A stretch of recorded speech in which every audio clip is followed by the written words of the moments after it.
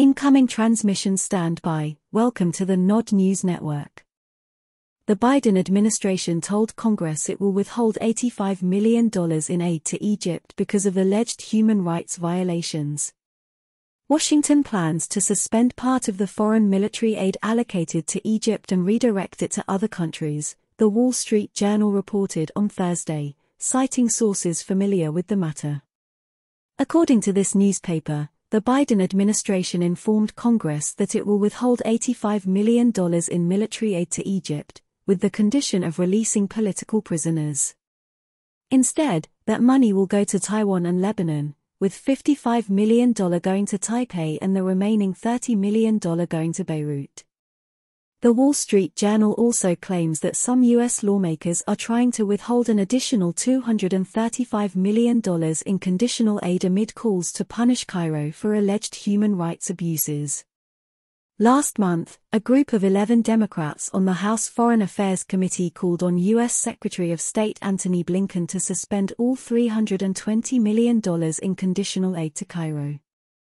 They recognize the deep and historic bilateral relationship between the United States and Egypt, but said they are deeply concerned by reports of persistent systematic human rights violations taking place in Egypt.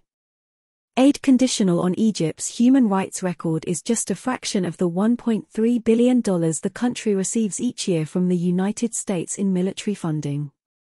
However, CNN later reported that the Biden administration explicitly said it would still allow Cairo access to $235 million. A senior U.S. official reportedly told the news agency that Secretary of State Antony Blinken has determined that waiving certain human rights conditions is in the national security interests of the United States, and allow funds to be transferred to Egypt. Washington continues to provide military support to Taipei amid growing tensions across the Taiwan Strait. Last month, the White House green-lighted an unprecedented $80 million worth of arms transfers to Taiwan in a program usually reserved for sovereign nations, aimed at boosting its self-defense capabilities. This island. In the same month, the U.S. also approved the sale of $500 million worth of modern equipment for U.S.-designed F-16 fighter jets to Taiwan.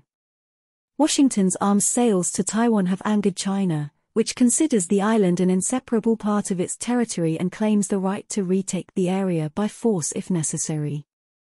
Beijing asserts that foreign arms deals with Taiwan violate the One China policy and constitute interference in its internal affairs.